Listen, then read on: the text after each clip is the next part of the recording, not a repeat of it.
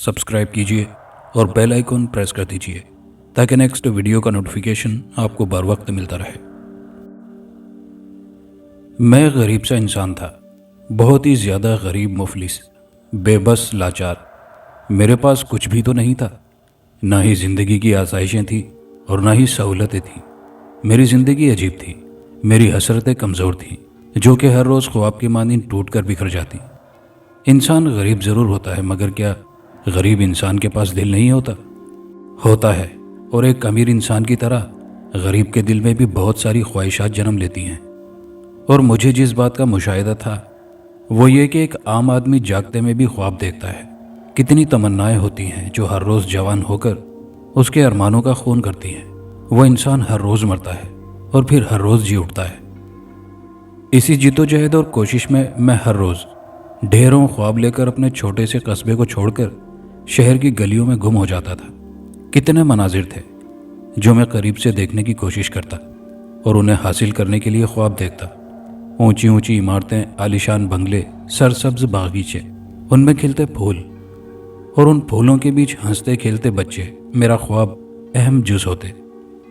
और जिस शख्स के पास 2 वक्त की रोटी मुयस्सर ना हो, भला उसे ये सब चीज़ें कहाँ मुयस्सर आ सकती हैं? रहने के लिए मेरे पास एक छोटा सा झोंपड़ानुमा मकान था, मगर मेरे ख्वाब में हवेली थी। मेरे पाँव में टूटी हुई पुरानी जूतियाँ थीं, मेरी सोच में नई मॉडल की गाड़ी थी। मेरा लिबास फटे पुराने कपड़े थे, मगर मेरा ख्याली लिबास शाहाना था। इसके बावजूद कि मैं एक ऐसा गरीब इंसान था जिसे कोई अपनी बेटी का रिश्ता देने के लिए तैयार नहीं था। मेरे तसव्वुर में हर रोज़ कोई महारानी मेरी दुल्हन बनी रहती थी। मैं एक हुस्न परस्त इंसान था, और जिस कदर मेरे वसाइल कम थे उससे कई गुना बढ़कर मैं गहराई में डूबकर दोशीज़ाओं का कुर्ब हासिल करता, और फिर मस्ती में डूबी दोशीज़ाएं मेरे मसाइल और बढ़ा देती थी। जिंदगी की ये कसौटी है, इंसान जितना जिस चीज़ की तमन्ना करता है वो चीज़ उससे उतनी ही दूर क्यों चली जाती है। मतलब ये कि हस्बे आरज़ू उसे कुछ भी नहीं मिलता। अपनी तमाम तर ख्वाहिशों को पूरा होने की मुझे 1% भी उम्मीद नहीं थी, मगर फिर भी मुझे ऐसा क्यों लगने लगा था कि उम्मीद की एक कमज़ोर सी किरण मुझे रास्ता दिखा रही है और मुझे मेरी मंजिल मिल जाएगी। एक ऐसी उम्मीद जिसे मौजज़ा ही कहा जा सकता है। ये सब बातें सामने रखते हुए मेरी सोचों का ताना बाना ये था कि कोई अमीर इंसान मुझ पर तरस खाकर ये तमाम सहूलतें मुझे फराहम कर देगा, और वो इस तरह के मैं किसी अमीर इंसान के काम आ जाऊं, और वो खुश होकर अपनी बेटी का रिश्ता मुझे दे दे और अपनी जायदाद का आधा हिस्सा मेरे नाम कर दे। पागल सोची थी ये सब मेरी, मगर कभी कभी इंसान को जिंदा रहने के लिए कमज़ोर सोचों का सहारा लेना भी पड़ता है। तभी तो मैं शहर की गलियों में आवारा मिजाज घूमता फिरता था, कभी जंगल और पहाड़ों का रुख भी करता कि कोई परीजात मेरी मुंतज़िर होगी जो मेरा हाथ थाम लेगी और मेरे सारे गम जादू की छड़ी से दूर कर देगी। मुझे हर उस ज़राए की तलाश थी जो मेरी उम्मीद को क़ुव्वत बख्श दे। अपनी ख्वाहिशों की तकमील के लिए आज मैं पर्वत के पहाड़ों की बुलंदी पर खड़ा नीचे गहराई में झांक रहा था। जहाँ तक मैं देख सकता था उन मनाजिर का मैं अहाता कर रहा था। मगर ये बात सच थी कि बुलंदी पर चढ़ जाने से इंसान बुलंद नहीं हो जाता। ये तो इंसान का किरदार होता है जो इंसान को बुलंद बावर कराता है। फिर से एक मायूसी मेरे तन बदन में दौड़ गई और मैं थके हुए वजूद से नीचे उतरने लगा। नीचे उतर कर मैंने एक नज़र पहाड़ की बुलंदी पर डाली और आगे बढ़ गया। आगे घना जंगल था, ऊंचे ऊंचे दरख्त बिल्कुल मेरी तरह खामोश और उदास खड़े थे।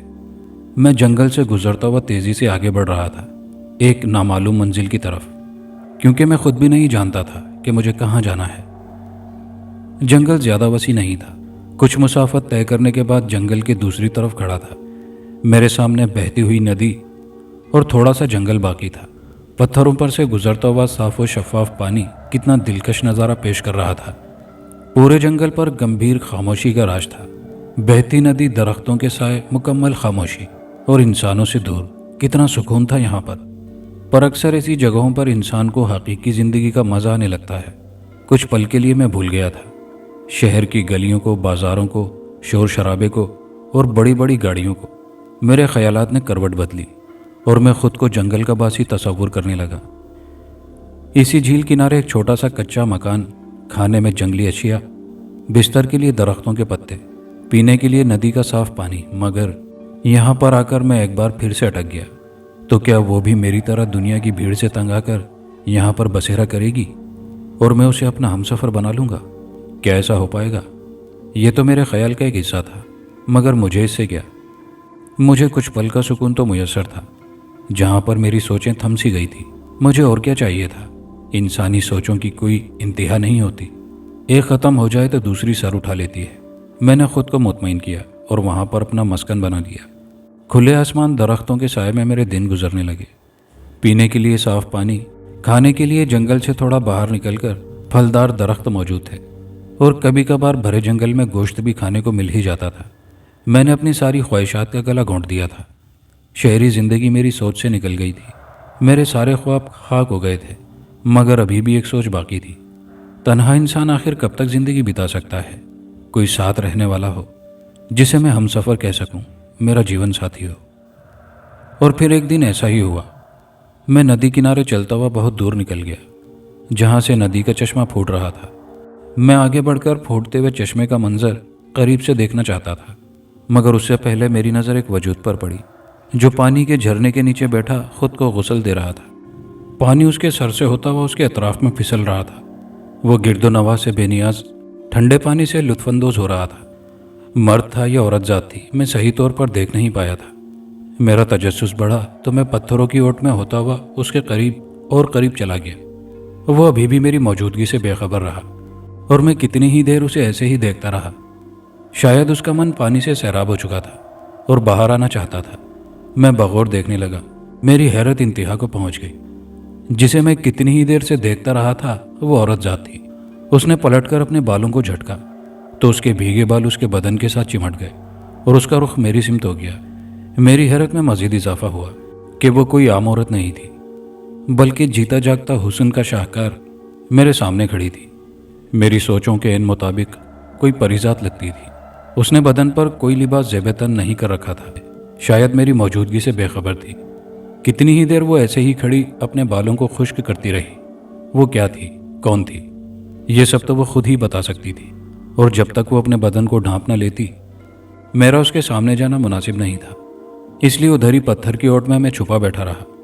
پھر پازیب کی جھنکار میرے کانوں سے ٹکرائی تو میں نے نظر اٹھا کر اسے دیکھا۔ ریشمی سی شال میں اس نے اپنے مختصر سے بدن کو چھپا لیا اور وہ ایک پتھر پر جا بیٹھی۔ آدھے سے زیادہ بدن ابھی بھی نظر آ رہا تھا، مگر کچھ حد تک پردہ داری ہو گئی تھی اور میں اس کا سامنا کر سکتا تھا۔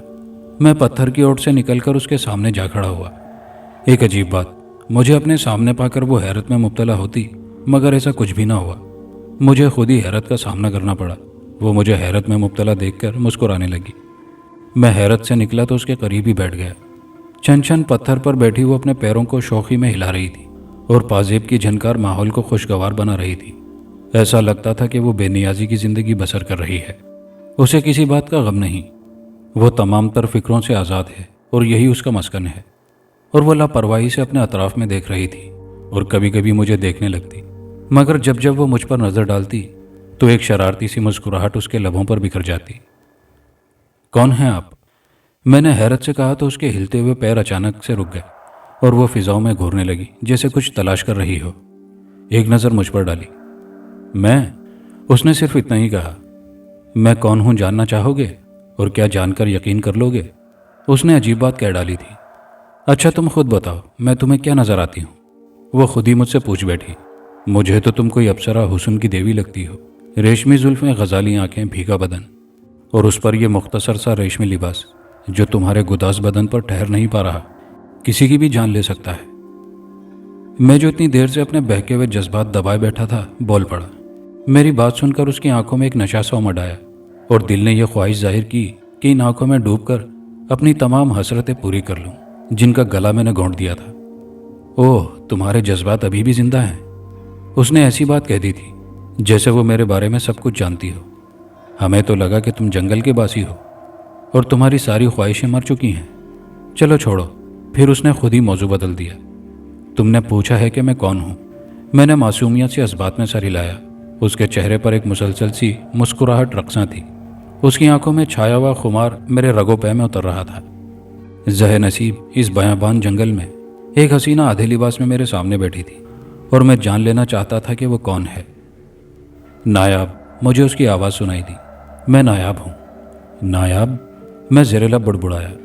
تو تمہارا نام نایاب ہے؟ मैंने उसकी बात को आगे बढ़ाया। नहीं, उसने इनकार किया।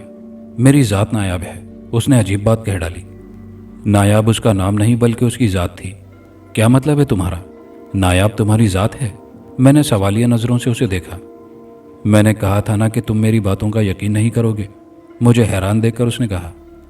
खैर आगे सुनो, मेरा नाम भी नायाब है और मेरी ज़ात भी नायाब है। उसने एक बार फिर से वही सब कुछ दोहराया। तुम्हारी ज़ात नायाब है? ये बात मेरी समझ में नहीं आने वाली है। ये सुनकर वो पत्थर से नीचे उतर आई और मेरे सामने खड़ी हो गई।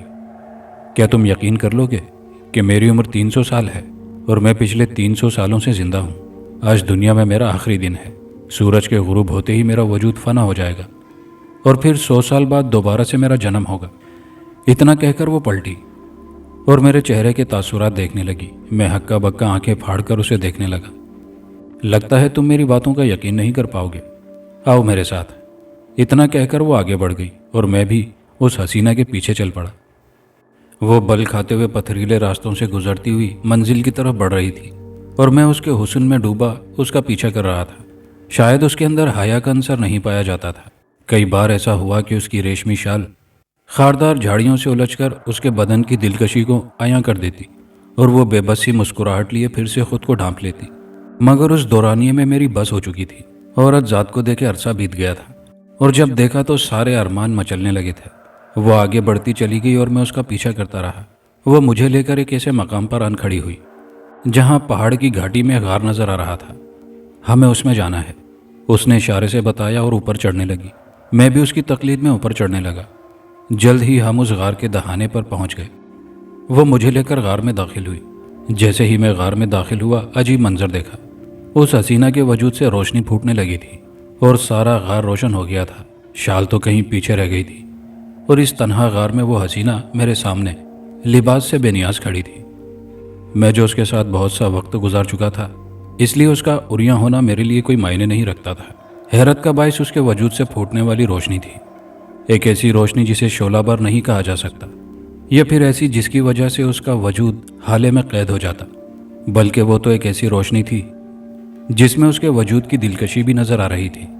मगर उस वक्त मैं उसे छोड़कर उन दो ताबूत को देखने लगा जो कि मेरे सामने पड़े थे। मैंने ताबूत पर गौर किया। दोनों ताबूत शीशे के बने थे और उनमें 2 लोग सोए हुए थे। अब मैं नहीं जानता था कि उन ताबूत का इसरार क्या था और उनमें कौन लोग सोए हुए थे। मुझे नायाब की आवाज़ सुनाई दी। मेरे पास वक्त बहुत कम है, कुछ ही देर बाद मेरा वजूद फना हो जाएगा और फिर 100 साल बाद दोबारा से मेरा जन्म होगा, वो भी एक शर्त के साथ। शर्त क्या है, ये बताने के लिए मेरे पास वक्त नहीं है। इस किताब में सब कुछ लिखा है। ताबूतों के दरमियान चांदी की तश्तरी में रखी हुई एक किताब की तरफ इशारा किया और उसमें यह भी लिखा है कि मेरी तख्लीक दोबारा कैसे होगी। मैं नायाब की सारी बातों से काफ़ी हद तक सहम चुका था और फिर यह कि मेरा तजस्सुस बढ़ रहा था। मुझे वो किताब चाहिए थी जिसमें नायाब के बारे में सब कुछ लिखा था। मैंने आगे बढ़कर किताब को उठा लिया। किताब पर जमी हुई गर्द की तह साफ की। किताब की जिल्द पर मोटे हरूफ में लिखा था नायाब। मैंने किताब को नज़रअंदाज किया और नायाब की तरफ देखा, मगर मुझे ये देखकर हैरत का शदीद झटका लगा। नायाब अपनी जगह मौजूद नहीं थी, बल्कि थोड़ी देर पहले जहाँ वो खड़ी थी, अब वहाँ चमकदार मिट्टी का एक ढेर पड़ा था। शायद उसका वजूद वाकई फना हो गया था। नायाब की सारी बातें मुझे सच लगने लगी और मैं किताब को लेकर एक तरफ दीवार से टेक लगाकर बैठ गया। मैंने किताब को अच्छी तरह साफ किया। सुनहरी जिल्द में मलबूस वो एक पुरानी मगर दीदा ज़ेब किताब थी। मैं उसे उलट पलट कर देखने लगा। किताब को देखकर अंदाज़ा होता था कि 100 साल पुरानी किताब है, मगर मोटे हरूफ में लिखा हुआ नायाब इस बात की निशानदही कर रहा था कि मैं इसे पढ़ सकता हूँ और हमारे इसी दौर में लिखी गई है, क्योंकि बकौल नायाब के वो पिछले 300 साल से जिंदा थी और उसने मेरे साथ मेरी ज़बान में बात की थी। हो सकता है नायाब की तरह किताब भी अपनी ज़बान बदलती हो। मैंने किताब को खोला और पढ़ना शुरू किया। नायाब। किसने देखा है नायाब को? किसने पाया है नायाब को? कौन जानता है नायाब क्या है? और शायद किसी ने सुना भी ना हो नायाब के बारे में, और जिसने सुना है वो नायाब के वजूद का कायल ही नहीं। क्या कोई ऐसा वजूद मुमकिन है जो इंसान और जिन्नात के अलावा हो? यह कैसे मुमकिन है? हाँ, ये तो हो सकता है कि जिन्नात और इंसान की आमेजिश से एक वजूद तराश लिया जाए और उसे नायाब का नाम दिया जाए। ऐसा भी मुमकिन नहीं है। और फिर कोई ये भी नहीं जानता कि नायाब की जिन्स क्या है, वो मर्द है या औरत जात है। जहाँ मुझे नायाब की बातों ने हैरत में डाला था, वहाँ वो तमाम तर हैरतें किताब में मौजूद थी। एक बार फिर मैंने किताब को उलट पलट कर देखा। एक खस्ताहाल पुरानी किताब थी, मगर इसका मुसन्निफ कौन होगा? जिसने भी लिखी थी इस वक्त मेरे लिए वो अहम नहीं था। किताब में मौजूद इबारत मेरे तजस्सुस को बढ़ा रही थी, और इसी तजस्सुस को कम करने के लिए मैंने पढ़ना शुरू किया। लिखा था, आब हयात की तरह नायाब का भी वजूद है। ये तो मैं भी नहीं जानता कि नायाब की हैयत क्या है, किस सांचे में ढलकर वो मेरे साथ रहेगी, मगर जिस जिस सांचे में मैंने नायाब को देखने की ख्वाहिश जाहिर की, वो उसी सांचे में ढल गई। अपनी उम्र के 300 साल मैं नायाब के साथ गुजार चुका हूँ, और ये 300 साल उसी की बदौलत है, क्योंकि नायाब की अपनी उम्र 300 साल है, और जो उसे पाले उसके 60 साल भी 300 साल में बदल जाते हैं, और ये 300 साल हमेशा जवानी के दिन रहते हैं, बुढ़ापा नहीं आता। नायाब के वजूद के साथ तुम्हारा वजूद भी ख़त्म हो जाएगा, मगर उन 300 सालों में तुम वो सब कुछ पालोगे जो तुम चाहते हो। तुम्हारी सब ख्वाहिशें पूरी होंगी, क्योंकि अगर नायाब के पास 300 साल हैं तो उसके पास कुछ ऐसी शक्तियां भी मौजूद हैं जिसका मुकाबला जिन और इंसान नहीं कर सकते। मगर मैं कहता हूं कि जिन्नात के मुकाबले में इंसान अकमल निकला, जिसने अपने कमाल से नायाब को अपने काबू में किया और नायाब के साथ मिलकर जिन्नात पर काबू पा लिया। मेरी 300 साला ज़िंदगी में कितनी बार जिन्नात से सामना हुआ, एक बार भी ऐसा नहीं हुआ कि जिन्नात की नज़र हम पर पड़ी हो, बल्कि वो हमेशा देखने से कासिर ही रहे। मगर हम उन्हें देख सकते थे, हम उन्हें पकड़ सकते थे, उन्हें कैद कर सकते थे। ये कहना बजा होगा, जहाँ इंसानों और जिन्नात की ताकत की इंतहा होती है, वहाँ से नायाब की शक्तियाँ शुरू होती हैं। यही सब कुछ सोचकर मैंने नायाब को हासिल किया था। अपने 300 साल तो मैं किताब में नहीं लिख सकता, सिर्फ नायाब के बारे में इतना ही, और ये कि मैं किन मराहिल से गुजरकर नायाब तक पहुंचा था। मैंने अपनी सारी ज़िंदगी एक ऐसे इल्म को हासिल करने में गुजार दी जिस इल्म का कोई वजूद नहीं था। बस ये समझ लो वो इल्म मेरे जहन की तख्लीक थी। मैं तन्हाई में बैठकर सबसे अलग होकर एक बंद कमरे में तसव्वुराती दुनिया में चला जाता और उसी दुनिया से अजीबोगरीब अशकाल को दरियाफ्त करता। फिर मैं अपने तसव्वुर को इतना कवी कर लेता कि मेरा दिमाग ये बात मानने पर मजबूर हो जाता कि फ़लाँ चीज़ का वजूद है। नायाब के बारे में मैंने ऐसे ही तसव्वुर बांधा था कि क्या कोई ऐसा वजूद मुमकिन है जो इंसानों और जिन्नात के अलावा हो। उसके पास बेपनाह ताकतें हों, इंसानों के मुकाबले में उसकी उम्र तवील हो, और वो कहीं से मुझे मिल जाए और उसकी तवील उम्र मेरी मुख्तसर उम्र को बढ़ा दे। नायाब के वजूद का तसव्वुर तो मैं कर बैठा था, मगर मेरी सोचें बढ़ती चली गई। बसीरत में वो मावरा हो और सूरत में एक औरत ज़ात की फ़र्ज कर बैठा था, क्योंकि मेरी जिन्स मर्द थी और मुझे औरत चाहिए थी। एक ऐसी औरत जो बेपनाह ताकतों की मालिक हो, ऐसी ताकतें कि इंसान क्या वो जिन्नात को भी आजिज़ कर दें। मैंने मज़ीद अपने तसव्वुर को पुख्ता किया। मैंने उसे सब्ज़ाज़ार पर बैठा अपना मुंतज़िर पाया। उसने अपना सर घुटनों में दे रखा था। वो बेहिसो हरकत अपनी जगह पर बैठी किसी का भी इंतज़ार कर रही है। उसके जिस्म में जान बाकी नहीं है, एक मुजस्सम सी मूरत की तरह अपनी जगह पर साकित है। मैं उसके करीब जाने लगा, मगर न जाने क्यों मैं उसके करीब नहीं जा सकता था। 7 लफ्ज़ मेरे गिर्द घूमते नजर आए, जो मेरे वजूद से होकर मेरे अतराफ में घूम रहे थे। मैं उन्हें पढ़ तो सकता था, मगर वो किस ज़बान के लफ्ज़ थे समझने से कासिर था। मैंने अपनी आंखें खोल दी। सारा मंजर मेरी आंखों से ओझल हो गया। मैंने उस तक पहुंचना था और नायाब को हासिल करना था, मगर वो 7 लफ्ज़ कहाँ से आ गए? मैंने उन लफ्ज़ों का तसव्वुर तो नहीं बांधा था। फिर मैंने आंखें बंद की और उसी सब्ज़ाज़ार में नायाब के पास जा पहुंचा। सारे लफ्ज़ इधर उधर ही मौजूद नायाब के गिर्द घूम रहे थे, जैसे उन लफ्ज़ों का हिसार नायाब के गिर्द कायम है, और जब तक मैं उन लफ्ज़ों को नहीं चुन लेता मैं नायाब को नहीं पा सकता। मैंने अपनी आंखें खोल दी। मेरी जान अजीब जोखों में फंस गई थी। मैंने नायाब का वजूद तो तख्लीक दे लिया था, मगर उन लफ्ज़ों के बारे में नहीं सोचा था। खैर, मुझे उन लफ्ज़ों का तोड़ चाहिए था। जब सारा काम ही तसव्वुराती तौर पर चल रहा था, तो उन लफ्ज़ों का तोड़ भी तसव्वुराती तौर पर सोचना होगा।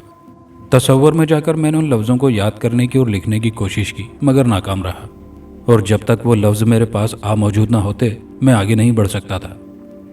इस बार मैंने लफ्ज़ों को हासिल करने का तसव्वुर बांधा तो मेरा जहन मुझे अफ्रीका के जंगलात में ले गया। कमोबेश 1 लाख दरख्तों में मुझे एक ऐसा दरख्त भी नज़र आया जो उन सब दरख्तों से बड़ा था, और उसकी सबसे ऊपर वाली शाख पर एक ऐसा पत्ता था जो उस दरख्त में मौजूद पत्तों से मुख्तलिफ था, और उस पत्ते पर एक लफ्ज़ लिखा था। मगर इस बार मैं उधर मौजूद नहीं था कि पत्ते को तोड़ सकता और वो लफ्ज़ हिफ्ज़ कर लेता। मैंने फ़ौरन आंखें खोल दी। शायद मुझे वो पत्ता हासिल करना पड़े और एक लफ्ज़ मुझे मिल जाए, मगर उससे पहले مجھے باقی 6 لفظ بھی تلاش کرنے تھے۔ میں نے اپنی آنکھیں بند کر لیں اور جب تصوراتی دنیا میں گیا تو خود کو سمندر کی تہہ میں پایا۔ میں نے دیکھا کہ لاکھوں مچھلیاں میرے ارد گرد موجود ہیں، اور انہی لاکھوں مچھلیوں میں ایک مچھلی ایسی بھی نظر آئی جس کے دھڑ پر کچھ لکھا تھا۔ میں نے غور کیا تو 7 الفاظ میں سے ایک لفظ لکھا تھا، گویا کہ مجھے 2 لفظ دکھلا دیے گئے تھے جو کہ مجھے حاصل کرنے تھے۔ تیسری بار میں نے آنکھیں بند کی تو خود کو ایک وسیع ریگستان میں پایا، جہاں پر ایک بہت بڑے ریت کے ٹیلے کے نیچے ایک چمکدار پتھر نظر آیا جس پر ایک تیسرا لفظ لکھا تھا۔ میرے اوزان خطا ہو گئے کہ اتنا بڑا ٹیلا اور اس کے نیچے سے ایک پتھر نکالنا میرے لیے انتہائی مشکل کام تھا۔ خیر، یہ تو ایک تصور تھا، اور تصوراتی دنیا میں عملی کام پیش نہیں آتا۔ 3 لفظ مجھے نظر آ گئے تھے۔ میں دیکھنا چاہتا تھا کہ چوتھا لفظ مجھے کہاں ملے گا۔ چوتھی دفعہ میں نے آنکھیں بند کی۔ میں ساحل سمندر پر کھڑا تھا۔ میرے سامنے سیپیوں کا ڈھیر لگا ہوا تھا۔ اسی ڈھیر سے مجھے ایک ایسی سیپی نکالنی ہوگی جس سیپی میں وہ چوتھا لفظ مقید تھا۔ 5ویں مرتبہ میں نے خود کو شاہ جنات کے محل میں پایا۔ شاہ جنات نے جو انگوٹھی اپنی انگلی میں پہن رکھی تھی، اس انگوٹھی کے نگینے پر 5واں لفظ کنندہ تھا۔ جنات کی ایک کثیر فوج اور پھر ان کی اپنی دنیا۔ بھلا میرے لیے کیسے ممکن تھا کہ میں وہ انگوٹھی چراتا؟ 6ٹھی دفعہ میرے سامنے الماس کی شہزادی کھڑی تھی۔ اس کے گلے میں لاکٹ تھا۔ اسی لاکٹ کے بیچ 6ٹھا لفظ لکھا ہوا تھا۔ آخری اور 7واں لفظ تو میرے لیے انتہائی مشکل ثابت ہوا۔ کم و بیش 1,00,000 لفظ میرے سامنے موجود تھے، اور ان 1,00,000 لفظوں میں سے مجھے وہ ایک لفظ تلاش کرنا تھا۔ میں نے اپنی آنکھیں کھول دی۔ میں نے خود کو جوخم میں ڈالا تھا۔ بھلا کیا ضرورت تھی کہ میں نایاب کے بارے میں سوچتا؟ مگر ایک بات میرے لیے حیران کن ثابت ہوئی۔ نایاب کا تصور میں نے خود سے باندھا تھا، مگر نایاب کو حاصل کرنے کے لیے مجھے ان 7 الفاظ کی ضرورت پیش آئے گی، یہ میں نے نہیں سوچا تھا۔ الفاظ کا تصور باندھتے وقت مجھے ایسا لگا تھا کہ میرے تصور میں کوئی بیرونی قوت شامل ہو گئی ہے، ورنہ میں نے کہاں سوچا تھا۔ ساحل سمندر پر سمندر کی تہہ میں اور دیگر احوال جو میں نے دیکھے، بھلا میں کہاں دیکھنے والا تھا؟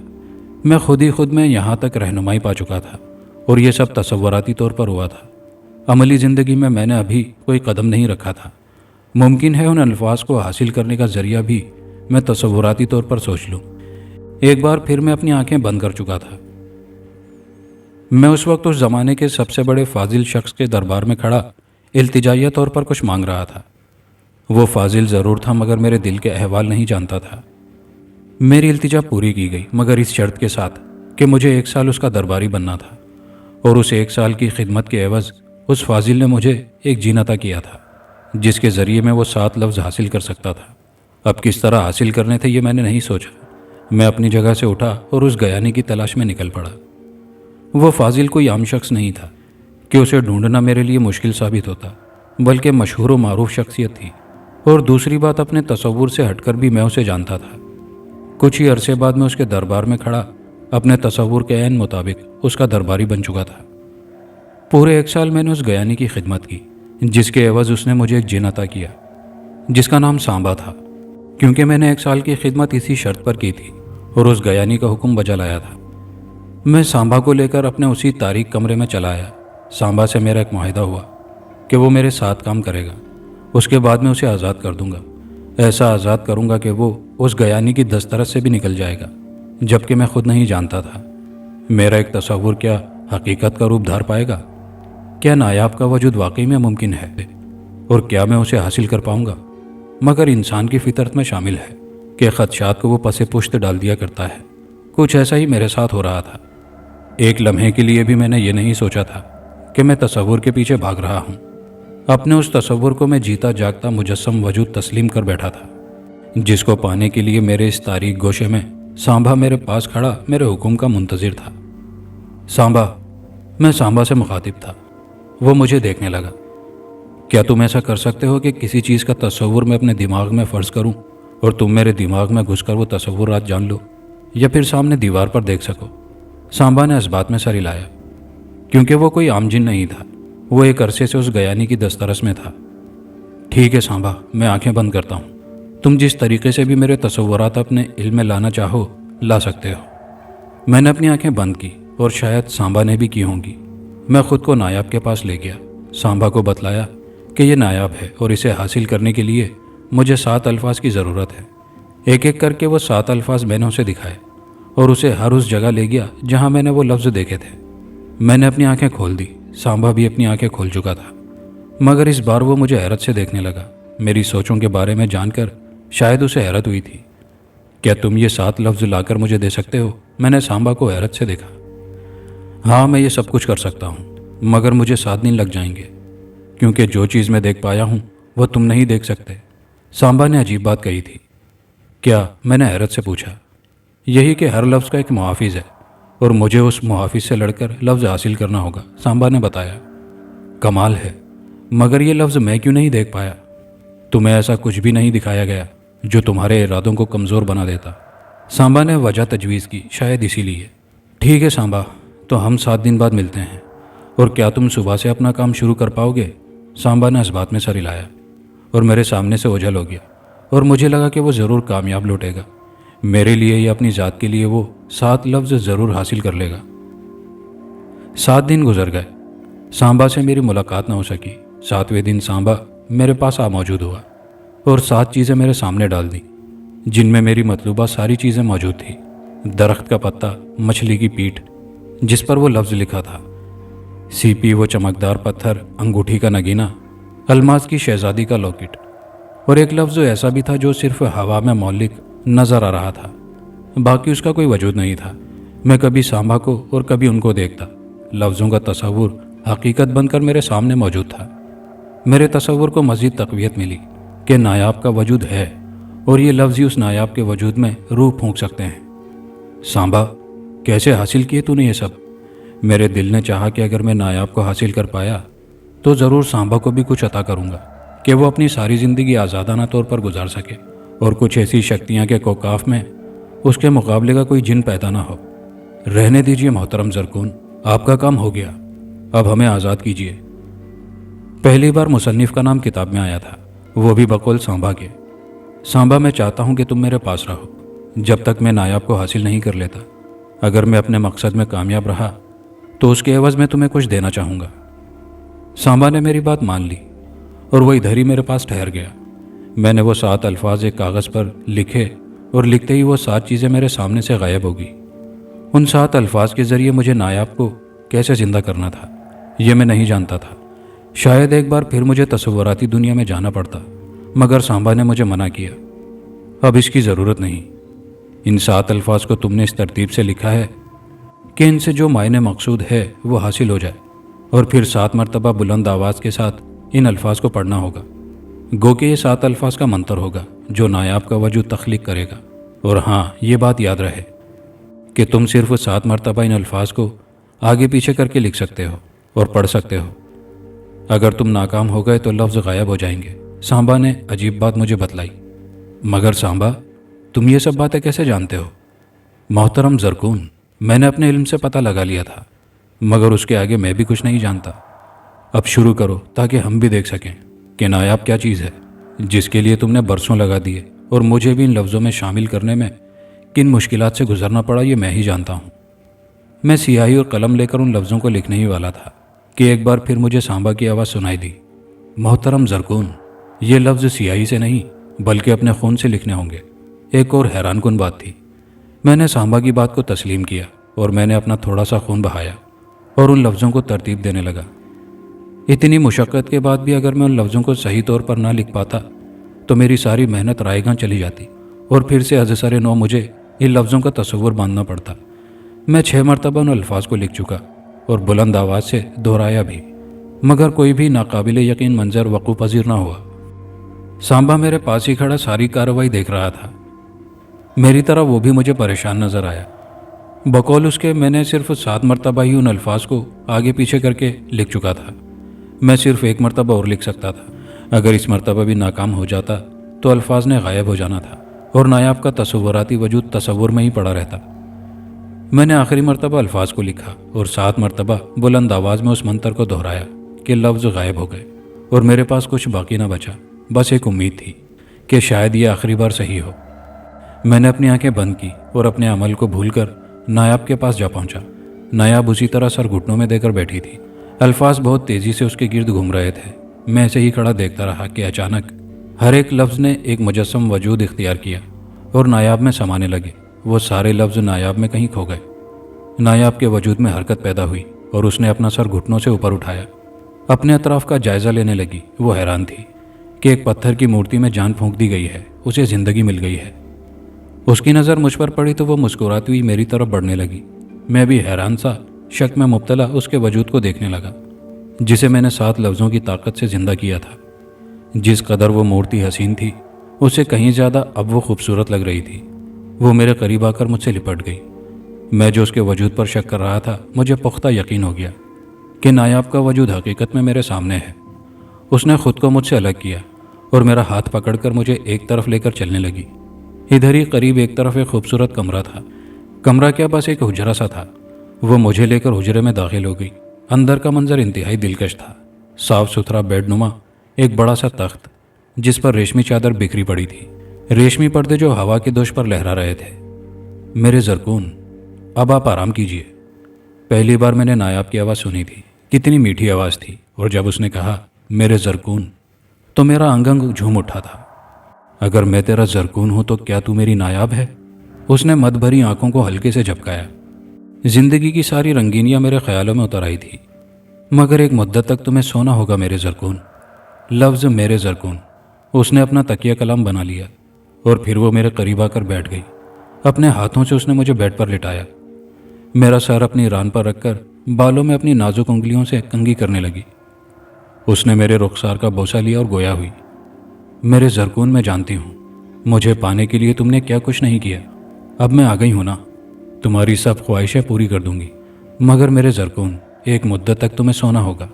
इस बार उसने मेरे होंठों का बोसा लिया और फिर मेरे होंठों से खेलने लगी। मैं जो सुरूर व मस्ती की कैफियत में डूबा हुआ था, मेरे जज्बात को बहका रही थी। मैं खामोश पड़ा उसकी बातें सुन रहा था। जो सारी शक्तियाँ मेरे पास हैं, उन शक्तियों के असरात तुम्हारे बदन में मुंतकिल करने हैं ताकि तुम मेरे हुस्न की ताप को बर्दाश्त कर सको। उसने अपना एक हाथ मेरी आंखों पर रखा और दूसरे हाथ से मेरे वजूद को सहलाने लगी। लतीफ़ से नरम और नाजुक हाथों के लम्स से मेरे वजूद में बिजलियाँ सी कूंद गईं। फिर वो मुझ पर झुक गई और मेरे चेहरे पर हौले हौले फूंके मारने लगी। एक मशहूर सी खुशबू का एहसास मेरे तन बदन में दौड़ने लगा और नींद का गलबा मेरे पूरे वजूद पर तारी हो गया। न जाने कब मेरी आंख लगी और मैं दुनिया व माफिया से बेगाना हो गया। मैं नहीं जानता कि मैं कब तक सोता रहा। हल्के शोर शराबे से मेरी आंख खुल गई। मैं बिस्तर पर उठ बैठा। वही ताजगी, वही खुशगवार हवाएं, वही मशहूर कुन खुशबू चारसू फैली हुई थी। मैं बिस्तर से उठकर बाहर आया तो देखा कि सांबा एक बड़े तख्त पर बैठा गोया मुझे ही देख रहा था। वो मेरे इस्तकबाल में खड़ा हो गया, मगर वो अकेला नहीं था। उसके साथ तो पूरी फौज थी। दरबारी, कनीज़े, मुशीर, वज़रा और उन सब के बीचों बीच खुद। ऐसा लगता था कि वो किसी रियासत का सुल्तान है। मुझे देखकर वो हल्का सा मुस्कुराया और मेरी तरफ बढ़ने लगा। मेरे करीब आकर उसने मेरा हाथ थाम लिया और मुझे लेकर फिर से हुजरे में चला आया। आओ मोहतरम ज़रकून, आओ बैठो। वो खुद भी बैठ गया और मुझे भी बैठने का इशारा किया। मैं जान लेना चाहता था कि ये सब क्या माजरा है। मुझे सांबा की आवाज़ सुनाई दी। मोहतरम ज़रकून, मैं जानता हूँ कि आप सब ये देखकर कदरे हैरान हैं और जानना चाहते हैं कि क्या माजरा है, तो सुने। आपको ये जानकर भी हैरत होगी कि आप 100 साल तक सोए हैं। ये सुनकर मेरे औसान खता हो गए। 100 साल? हाँ मोहतरम ज़रकून, आप वाकई 100 साल तक सोते रहे हैं और ये मुझे नायाब नहीं बताया था कि अब उन्हें 100 साल तक सोना होगा। नायाब की बात सच थी, क्योंकि आज मैं खुद 100 साल बाद आपसे मिलने आया हूँ। सांबा ने मुझे मज़ीद हैरत में डाल दिया था। मैं गहरी सोचों में डूब गया। एक बार फिर मुझे सांबा की आवाज़ सुनाई दी। मोहतरम ज़रकून, आपको याद होगा वो तारीक सा कमरा, तन्हाई और खामोशी। मुझे याद है जब आपने आखिरी दफ़ा आंखें बंद की थी और आखिरी मंतर आप ज़ोर ज़ोर से पढ़ रहे थे। तभी एक हवा का झोंका आया और आपको उठाकर उसी जगह ले आया जहां आप मौजूद हैं। मैंने आपका ताक़ुब किया और इधर ही चला आया। मैंने देखा कि आप नायाब की मूर्ति के सामने खड़े थे और फिर नायाब के उस मुर्दा वजूद में जान पड़ गई और वो आपके सामने जिंदा खड़ी थी। मैं दूर खड़ा देख रहा था। वो आपको लेकर इसी हुजरे में दाखिल हुई और उसने मुझे बाहर आकर बताया कि अब वो 100 साल से पहले नहीं जागेंगे। मगर नायाब तो सब जानती थी कि आप मुझे क्या देना चाहते थे। और फिर उसने वो सारी शक्तियाँ मेरे अंदर डाल दी जिनकी बदौलत आज मैं अपनी दुनिया का शहंशाह हूँ। और इस बादशाहत के लिए मैंने कोई गलत इक़दाम नहीं उठाए। میرے لوگوں نے میری صلاحیتیں دیکھ کر مجھے خود بادشاہ تسلیم کیا ہے، اور آج جب آپ کے 100 سال پورے ہو گئے تو میں آپ کو خیر مقدم کہنے چلا آیا۔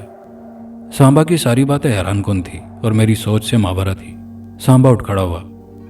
اچھا محترم زرکون، میں چلتا ہوں، ابھی تو آپ کے پاس پورے 200 سال ہیں، آپ سے ملاقات ہوتی رہے گی۔ میں سانبا کو چھوڑنے باہر تک چلا آیا۔ سانبا اپنے تخت پر بیٹھا اور ہاتھ ہوا میں ہلاتا ہوا آسمان کی طرف پرواز کر گیا۔ میں نایاب سے مل لینا چاہتا تھا۔ میں نے اپنے اطراف میں نظر دوڑائی مگر نایاب کہیں پر بھی نظر نہیں آئی۔ میں وہاں سے نکل کر تھوڑا سا آگے بڑھ گیا۔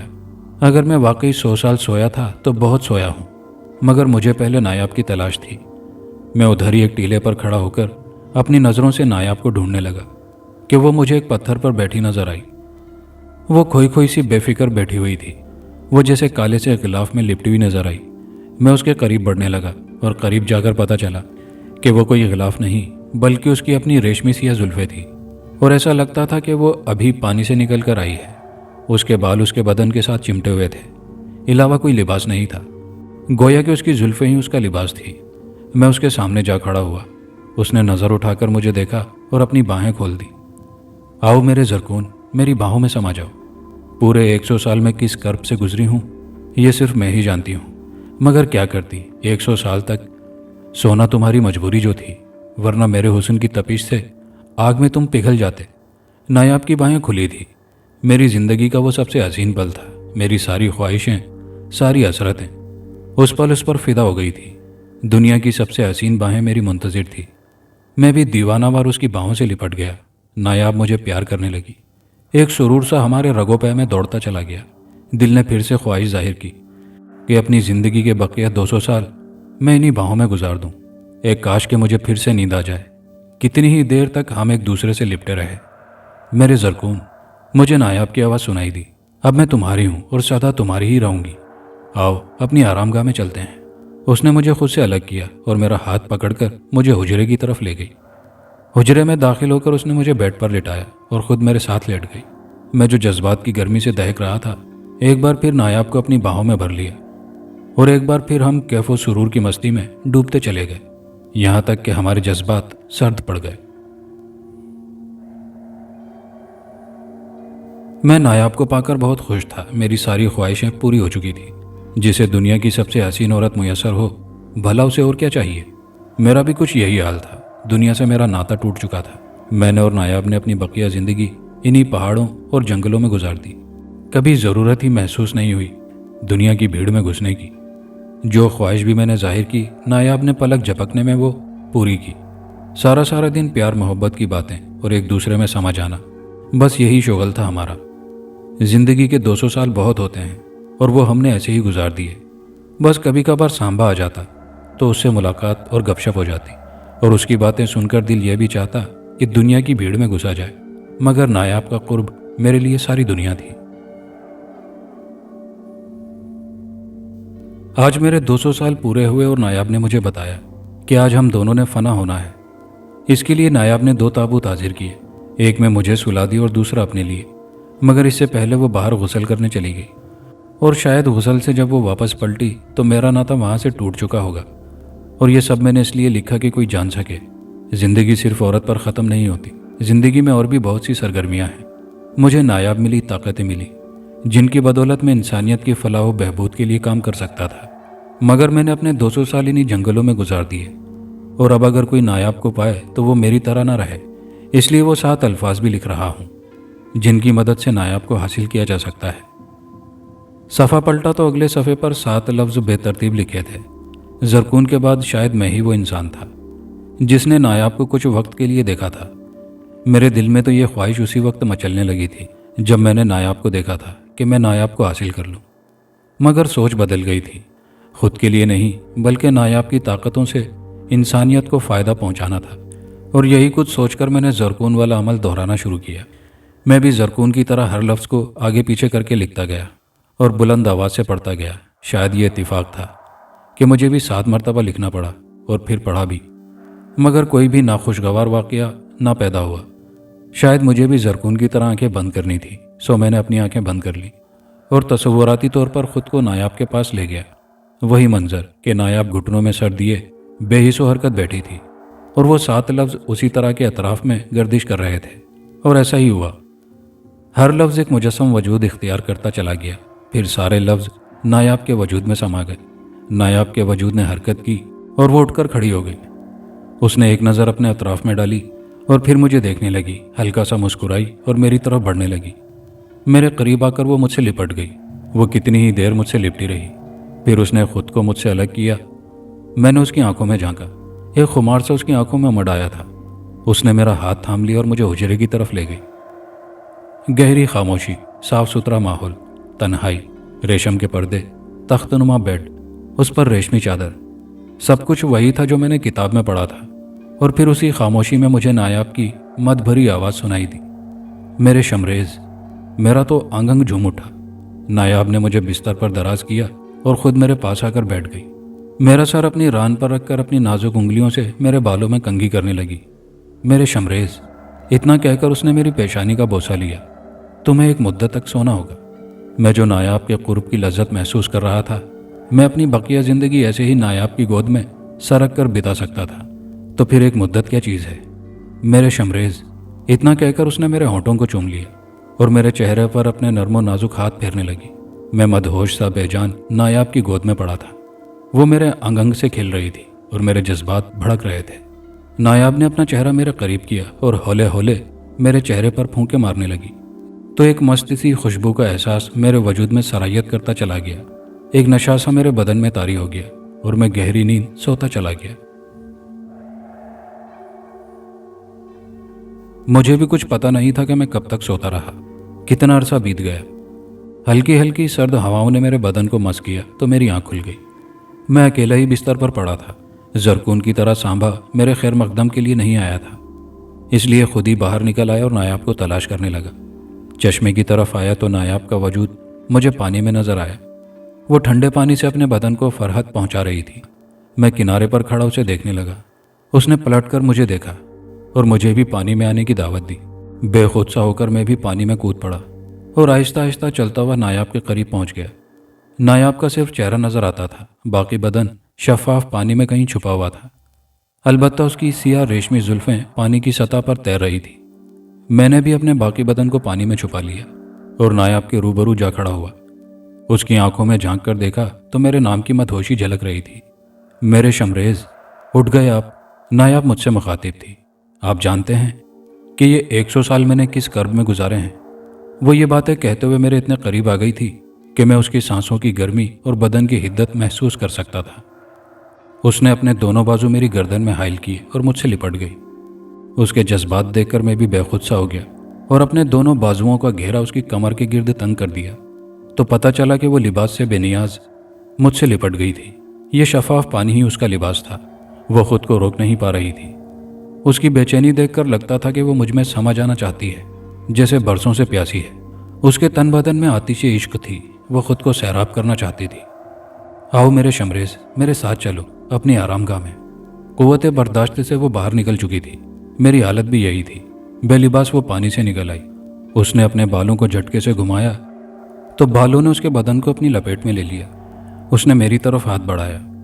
मैंने उसका हाथ पकड़ा और पानी से बाहर निकल आया। वो मुझे लेकर हुजरे में आ गई, मुझे बिस्तर पर दराज किया और खुद मेरे पास आकर लेट गई। एक बार फिर से हम कैफो सुरूर की मस्ती में डूब गए और दुनिया और माफिया से बेगाना होते चले गए। जिंदगी डगर पर आ गई थी। जितना हसीन कहा जा सकता है उससे कहीं बढ़कर हसीन थी। मेरी तमाम ख्वाहिशें पूरी हो चुकी थी। मुझे भी जरकून की बात को तस्लीम करना ही पड़ा और वह मुझे मुयस्सर थी। मगर मैं जरकून की नसीहत को कैसे भूल सकता था। उसने कहा था जिसे नायाब हासिल है उसे और दुनिया से क्या चाहिए। मगर उसने कहा था नायाब की ताकतों को सामने रखते हुए इंसानियत की भलाई के लिए काम किया जा सकता है। यही सोचकर एक दिन मैंने नायाब से दुनिया के अहवाल मालूम किए तो वो सामने दीवार पर स्क्रीन बनाकर चली गई, जिस पर एक फिल्म सी चलने लगी और मुझे सब कुछ नजर आने लगा कि दुनिया में क्या कुछ चल रहा है। मैंने देखा कि कुछ बदमाश एक दोशीज़ा को पकड़कर जंगल में ले आए और उसकी इज्जत के साथ खिलवाड़ करने लगे। लड़की चीखती चिल्लाती रही मगर उसकी आहो फुगां सुनने वाला वहाँ कोई ना था और फिर बड़े ही सफाकाना अंदाज में उस मजलूम लड़की को मौत के घाट उतार दिया गया। और फिर उसके बाद मैंने देखा कि कुछ जालिम लोगों ने एक मजलूम का कत्ल कर डाला, और मजलूम ऐसा जिसके आगे पीछे कोई भी नहीं था, अगर थे तो मासूम बच्चे और बेसहारा उसकी तन्हा बीवी। मुझे उस ख़ानदान पर तरस आने लगा।